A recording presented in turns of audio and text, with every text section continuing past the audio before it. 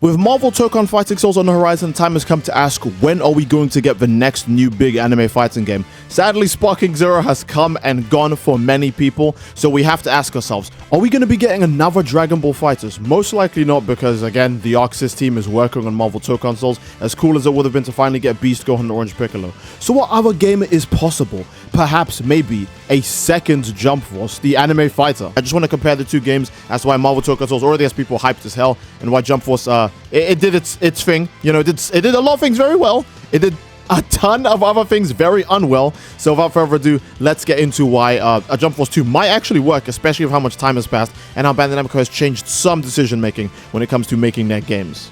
Hello everyone, it's me, Doji here, and I'm going to start by saying, yes, Marvel Tokon Fighting Souls looks amazing, so why am I not comparing it to Dragon Ball FighterZ? Well, I can't compare it to Dragon Ball FighterZ because it's made by the exact same people that made FighterZ, so the comparisons would be either me saying, oh, it's missing one thing, or oh, it has this same thing, and that would be it. That would be the whole comparison. So instead we're focusing on a game that's very different, but also has similar collaborative features. Yes, Marvel is under one big umbrella of a bunch of different Marvel characters coming together, and games like Jump Force are a bunch of different anime and manga characters from different series coming together that aren't under one umbrella. But we can at least hope that the Shonen Jump cinematic universe is a thing that we might get eventually, maybe, I don't know, whenever they stop fighting amongst each other, or whenever they feel like making money. It's one of the two. But yes, I actually do want to talk about a potential Jump Force 2, because why not? I feel like I haven't mentioned this game in forever. I feel like no one's mentioned this game in forever. This game has kind of just come and gone. I mean, it lasted longer than Sparking Zero. Holy crap. So I guess it has more merit to be talked about than Sparking Zero in this situation. But without further ado, let's talk about some benefits that Jump Force has. I think Jump Force does very few things well, but the things that it does do well are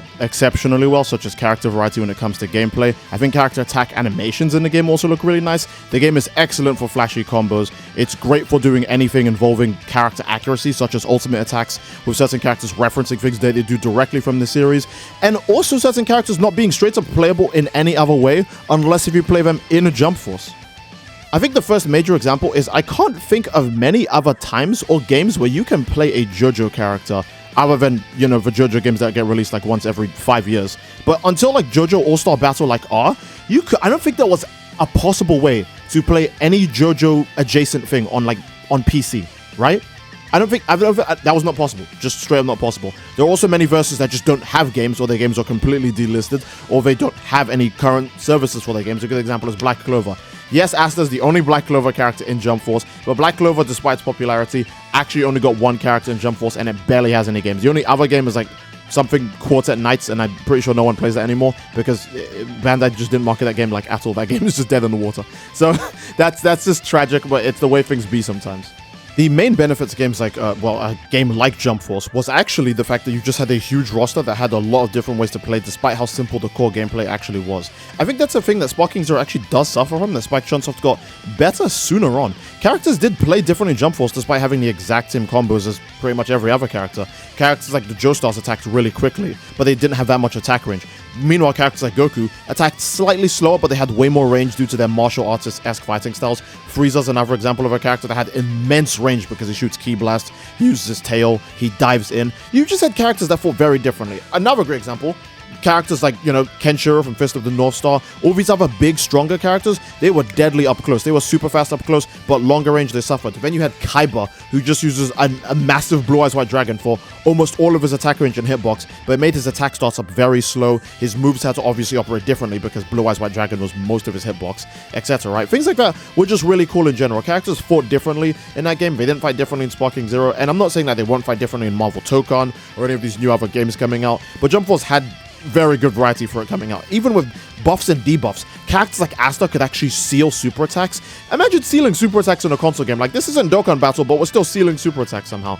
I just think that was pretty cool, you know. That was just a very awesome feature for them to add in. Yeah, Jump Force's variety is definitely still probably its strongest suit by far. Again, you have insane stuff like playing Dio, for example, puts you only on night stages because Dio obviously can't go out during the day. And obviously for people who enjoy day stages, that sucks, you know. They're going to pair up with someone online and then be forced to play on a night stage. But I think it's just a very interesting, neat character gimmick to just include in the gameplay. It's just well appreciated, you know. So I do think Jump Force's greatest strength is the fact that they actually did play to how the characters behave, act, or what they were doing in the actual shows or mangas or series that they come from. It makes me hyped for a second game if they actually ever end up making a second game. Most likely they'll probably just you know, not or take too long for them to make a second game. I don't know, the game was probably really expensive to make, mostly because they have to, you know, get rights and, you know, permissions from a bunch of other people to see if the game can actually happen. And then the development time too. Maybe it doesn't look expensive to make, but it probably actually was, because you just have to make sure a bunch of stuff is okay and clear. It might be why we ended up with so many damn Dragon Ball characters in the game at launch, because obviously Toriyama's just going to give his permission to use anything or any of his characters, right? But then you have other people who might be harder to reach or contact, or people who just outright say no to having their characters feature in the game with another series, because, I don't know, you always have like biases or people who are just unwilling to do things because they just don't think it'd be the best move to make. And that's another reason why Jump Force can be such a tragedy to make. Or if anything, the Jump series in general is like, J-Star's Victory was obviously better than Jump Force, but the gap between J-Star's Victory and Jump Force is huge, considering that I'm pretty sure J-Star's Victory was a success and many people liked it. And since the opposite is with Jump Force, where yeah, it did make a lot of money, fair enough, but I don't think it made as much as would satisfy a company, and then people didn't like this one, it's a very high chance that you just won't see a sequel for a very long time when it comes to the Jump series. Even though I would really like to see Goku and Naruto combine their strengths so they can make a tailed beast spirit bomb. I think everyone and their dad would agree that would be fire. Also, somehow Jump Force has like greater combo variety than most games I can think of. I mean, even in a small clip here I'm playing as Dio, I'm actually able to, and again, I'm a very casual player, I'm actually able to chain the super attacks, even with damage drop-off included, with Jotaro Starfinger and another set of knives, into a time stop. I think stuff like that in a Jump Force 2 with even more characters, like Jono from Gold Experience, Part 6 characters like Jolene. This is just Joestars, by the way. This isn't even talking about how we have even more Dragon Ball characters. We have Bleach coming back with the 1000-year Blood War arc being animated, as well as a new Bleach game. We have new stuff from My Hero, Jujutsu Kaisen, Chainsaw Man. We got all these like Shonen Jump properties that can get together in one game, and you can have an insane gameplay experience with, whether it comes to like combos, super attacks, ultimate attacks, team supers, team ultimates. Like, again, about characters, right? Characters who would never be playable ever. A good example is Miss Marvel. She's also in Marvel Tokon Souls, right? Ghost Rider, when was the last time he was playable? Marvel vs. Capcom Infinite? Ugh, yuck. You know, who wants to touch that? How many times is Doom playable, you know, in Marvel? But all of these characters, just like Jump Force, actually get a chance with another fighting game. There's no Chainsaw Man game, and there's no plans for a Chainsaw Man game. We've not seen a trailer for any Chainsaw Man game. There's no idea when we'll get a Chainsaw Man game, right? We have one JJK game, and it sucks. We have a few My Hero games, but the main one is like a live service, free battle royale, like fighting kind of game, right? Might not be for everyone. Maybe people want a more traditional fighter from My Hero, but the One Justice games don't satisfy them. Possibly, right? There are many opportunities for people to actually be able to play their favorite characters. For example, Miss Marvel just got a movie. The only other game she's playable in other than Tokon Souls is the completely abominable Marvel Avengers game. Don't even bother like checking out. Don't even search that one up. That game is just nonsense. Just leave it alone, all right? So, yes, I think characters that people like, especially fan favorite characters, have a chance when we get big collab games like Tokon Souls, Rivals, and Jump Force. So it's why I think a Jump Force 2 actually would benefit now more than releasing another Dragon Ball game. Unless the game is like Gekishin Squadron. That's an actual good game. They probably should have only released that and just left Sparking Zero behind.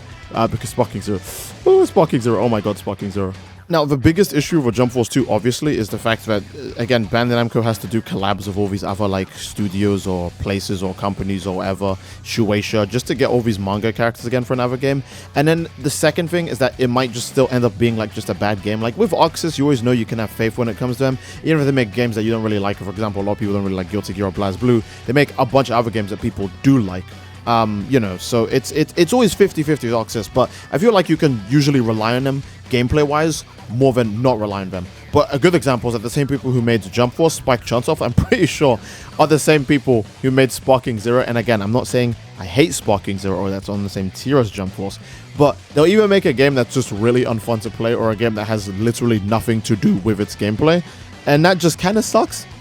Jump Force 2, most likely it will come out and not be as refined as, let's say, another game like Marvel Tokon, or example. Or hell, might not even be refined as Xenoverse, for God's sakes. And that's a very low bar. But it's the bar that Jump Force manages to somehow go under every time. And it's disappointing. Jump Force also had pretty annoying DLC release schedule.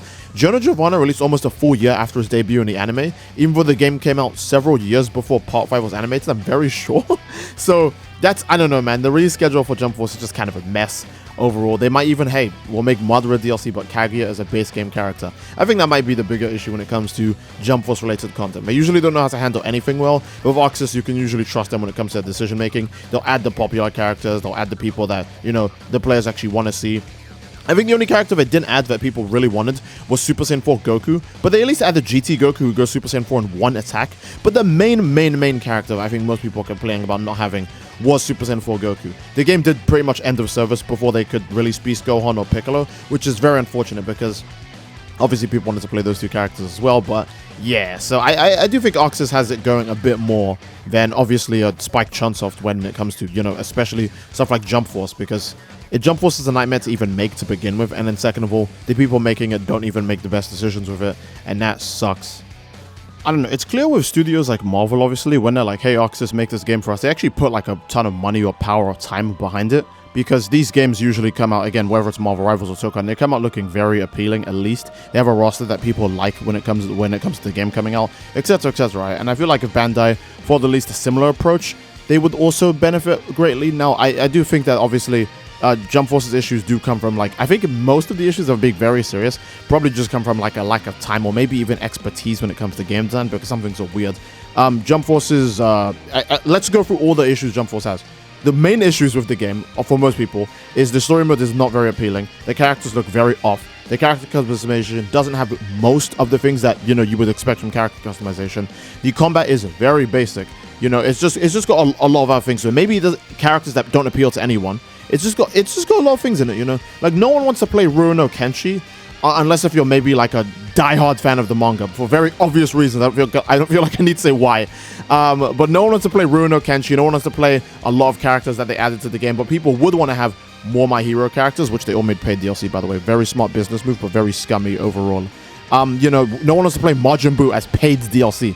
The game released with Golden Frieza and Super Saiyan Blue Goku. Who at that point wants to pay to play Fat Buu? That's just an insane demand, you know? So yeah, that's all I can really say about a potential Jump Force sequel, or how, again, the Marvel game does remind me that, hey, a lot of games actually do benefit from adding character variety as well as a roster that people actually want to see, and even including characters that aren't playable in many other places. A good example is many people always say, you know, who is Luna Snow, who is Jeff the Shock. You wouldn't even know who these characters were if it wasn't for Marvel Rivals, and because of that, those characters became some people's absolute favorites. Jump Force could be doing the same thing with many other anime characters. There's still a ton of people that think Kagurabachi is just a meme, but if Chihiro ever ended up in one of these anime games, he'd definitely be a fan favorite.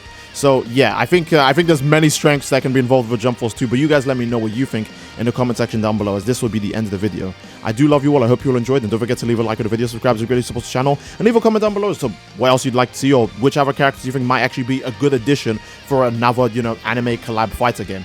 And that will be it. I do love you all, I hope you all enjoyed, and I will see you all next time, amigos. Take care and peace.